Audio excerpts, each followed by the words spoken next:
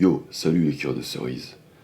Alors aujourd'hui, je vais t'expliquer comment j'ai fait pour avoir ce service.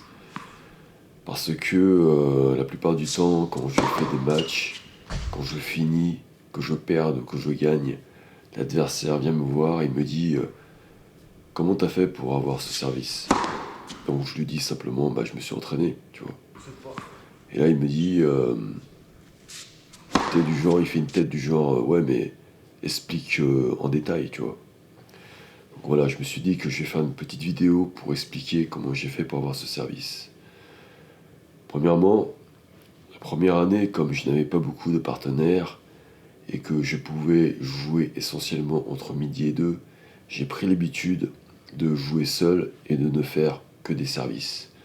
Donc la première leçon, c'est s'entraîner et faire 1 heure de service par semaine.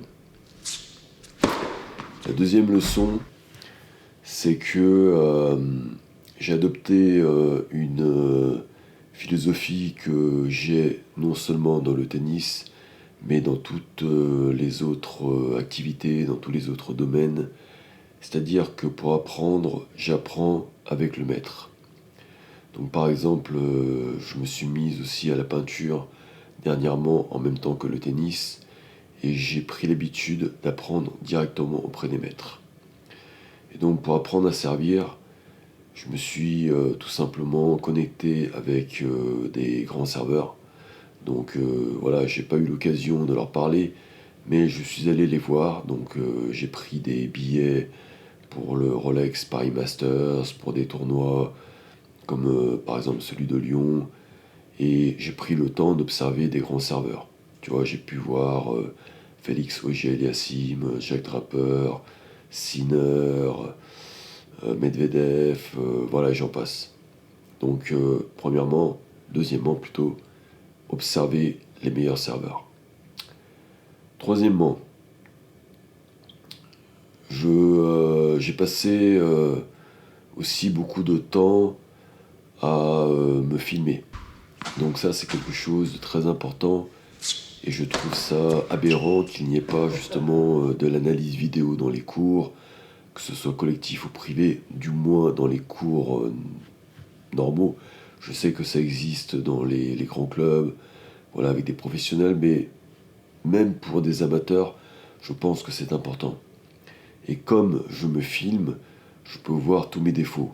Donc j'ai pu voir que j'avais un saut de crapaud, j'ai pu voir que je lançais ma balle trop bas, j'ai pu voir que je lançais ma balle pas assez à droite, j'ai pu voir que je pliais trop les jambes, j'ai pu voir que je n'étais pas assez de profil, donc j'ai pu voir toutes mes erreurs, et ces erreurs ont en plus été, je dirais, appuyées par votre aide. Donc vos commentaires m'ont aussi beaucoup aidé à progresser. Et quand je parle de se filmer, je vais vous donner quelque chose de très important à mémoriser. Quand on se filme, ce n'est pas du tout la même chose que ce que l'on décide. Dernièrement, j'ai amélioré mon service en décidant de ne pas plier trop les jambes. Et donc dans ma tête, je dis bien dans ma tête, en termes d'instruction, je dis à mon inconscient de ne pas plier les jambes, pas du tout. Mais en fait, quand je regarde la vidéo sur mon ordinateur, je plie en fait les jambes. Donc il y a un énorme décalage entre ce que vous pensez faire dans votre tête et la réalité. Et donc, je dirais, le principe de se filmer, c'est de pouvoir se calibrer, de pouvoir se régler comme une horloge. Et donc moi, j'ai passé beaucoup de temps à me régler comme une horloge parce qu'à chaque fois que je m'entraîne au service, je filme. En fait, je filme tous mes entraînements, tu vois. Et donc, comme je l'ai dit sur un de mes posts, pour moi, 1 heure de tennis, c'est en fait 5 heures de travail. 1 heure pour regarder la vidéo, 1 heure d'entraînement, 1 heure pour regarder la vidéo, 1 heure pour l'analyser, 1 heure pour trouver des solutions, 1 heure pour voilà, remédier au problème, tu vois. En gros, ça prend 5 heures. Ensuite, maintenant, je vais te donner quelques petits conseils pour améliorer ton service si tu es débutant. Donc attention, je suis loin d'être un professionnel, d'être un joueur négatif. Et parce que pourquoi je dis ça? Parce que je dis toujours que seuls ceux qui sont professionnels ou négatifs peuvent donner des conseils. C'est le principe de maître et de disciple. Donc seuls les maîtres peuvent donner des conseils. Moi personnellement, ce n'est pas vraiment des conseils que je vais te donner, c'est plus mon expérience pour t'éviter de faire certaines erreurs. Et donc là je m'adresse aux débutants parce que quand je fais des tournois, je me rends compte que la plupart des joueurs débutants, puisque moi je suis dans la catégorie débutant, la 4e série, et j'ai remarqué que voilà, ils n'arrivaient pas à bien servir. Donc la première chose, c'est qu'ils n'ont pas la bonne prise de raquette, tu vois. Donc il faut bien prendre la prise continentale, et ça c'est vraiment le point le plus important. Les débutants, ils veulent taper comme ça parce qu'ils se disent, voilà, je vais pouvoir faire une poussette, tu vois. Ce que je peux comprendre. Mais prends bien l'habitude de prendre la prise continentale pour justement voir dans le lointain et un jour avoir un service de niveau professionnel. Ensuite, la deuxième erreur que je vois, c'est que les débutants n'utilisent pas leurs jambes. En fait, le service, c'est avant tout les jambes, tu vois. Et donc pour ça, je vais te donner un exemple. Je regarde de temps en temps des vidéos de baseball et on voit comment ils lancent la balle. C'est là où, d'ailleurs, j'ai beaucoup appris au niveau du service. Et on voit que tout part des jambes, tu vois. Ils prennent de l'élan avec les jambes et ensuite ils lancent la balle. Eh bien, je peux te garantir que si tu prends le temps d'analyser un lanceur de balles de baseball, tu vas vraiment servir super bien. Parce que c'est comme ça que j'ai appris à service. C'est comme ça que j'ai appris à servir en regardant les lanceurs de balles de baseball. Et alors, il y a 2 leçons que tu peux tirer d'un lanceur de balles de baseball, c'est que tout part des jambes, et ensuite, tout part du profil. Tu vois, ils se mettent de profil et ils lancent la balle. Et donc, tout le secret, si tu veux, d'un service puissant au tennis, c'est d'arriver à se mettre de profil, ce qu'on appelle coil en anglais. Et donc, dès que tu sers, tu vois, les débutants, souvent, je remarque, ils sont de face, il faut essayer de se mettre de profil. Tu vois, donc il faut que tu fasses une rotation des hanches de environ 30 degrés pour bien te mettre de profil, de manière à ce que tu aies plus de puissance. Premier point. Enfin, deuxième point, je ne sais plus quel point, on va dire X points. Ensuite, il y a un autre truc qui va te donner plus de puissance, c'est le relâchement du poignet, tu vois, ce qui va te permettre d'avoir une bonne pronation.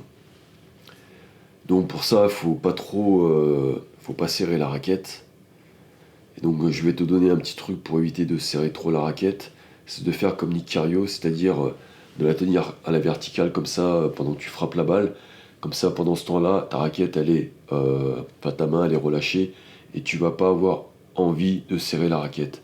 Parce que si tu gardes ta raquette sur le côté, tu vas avoir envie de la serrer. Ça, je l'ai appris de Nick Kyrgios. Ensuite, le lancer de balle. Alors moi j'ai appris le lancer de balle grâce à mes cueilleurs de cerises qui m'ont critiqué mon propre lancer de balle, mais aussi grâce à la vidéo d'un joueur professionnel, Taylor Fritz. Parce que je trouve que Taylor Fritz a un bon lancer de balle et c'est un des rares à faire un tutoriel de service. Comme je te l'ai dit, moi je ne regarde que les vidéos de maîtres, et donc pour moi lui c'est un maître dans le service. Et il te dit que pour avoir un bon lancer de balle, eh bien, voilà, il faut que ce soit ni trop bas, mais à la bonne hauteur, que ce soit légèrement à droite, légèrement devant, tu vois. Donc ça, moi, ça m'a pris un peu de temps pour trouver mon bon lancer de balle. Maintenant, je l'ai et je me rends compte que ça t'apporte 30% de puissance en plus, tu vois. Maintenant, je vais te donner un autre conseil que j'ai tiré d'un coach de tennis, un coach professionnel, qui a notamment coaché les sœurs Williams, c'est Eric Messi. Donc en fait, quand je regardais ses vidéos, il disait que pour bien servir, il faut frapper sur le côté, tu vois, sur le côté extérieur. Donc au départ, moi quand je servais, je frappais au milieu, tu vois, ça c'est vraiment un truc de débutant. Puis quand j'ai commencé à frapper sur le côté, là j'ai vu mon serveur partir comme un missile, tu vois, je fais waouh, putain, ça marche bien. Donc bien mettre ta raquette sur le côté. Et pour ça, je vais te donner mon petit secret à moi. C'est que pour m'obliger à bien mettre la raquette sur le côté, je mets bien ma raquette dans la préparation sur le côté. Tu vois, je vais pas la mettre au milieu, mais je me force à bien la mettre sur le côté droit. Et je peux te dire que si tu fais ça, tu vas envoyer du lourd. Tu vas cuire des cerises bien fraîches et bien juteuses. Donc voilà, je pense que je t'ai donné des bons conseils. Donc personnellement, je suis loin d'avoir un service professionnel. J'ai un bon service, un service puissant. Il me manque quelques détails pour avoir un service de qualité professionnelle, tu vois. Notamment ma réception qui n'est pas bonne, parce que je ne fais pas l'arabesque. Donc si tu as des conseils à me donner à moi pour bien faire l'arabesque, mets-le-moi en commentaire. Comme ça, dans la prochaine vidéo, je pourrai compléter. Et voilà, je vais te dire maintenant une petite anecdote au niveau du service.